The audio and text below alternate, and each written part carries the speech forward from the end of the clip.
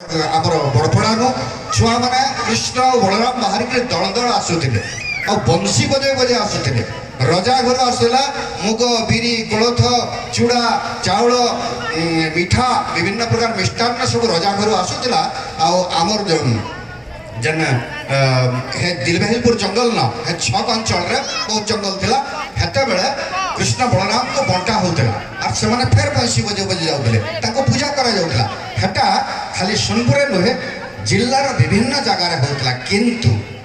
किंतु ये पंचविद्याटा पाइथिला कसारीपड़ा और इटा होचे मुख्य पंचविद्या गुरु अटल पंडा कहते जे रामेश्वर सुवर्ण मेरु तक जहाज जहाज करुला जने किंतु भाई लिखिच अलग प्रकार में नहीं जानते ये कथा तो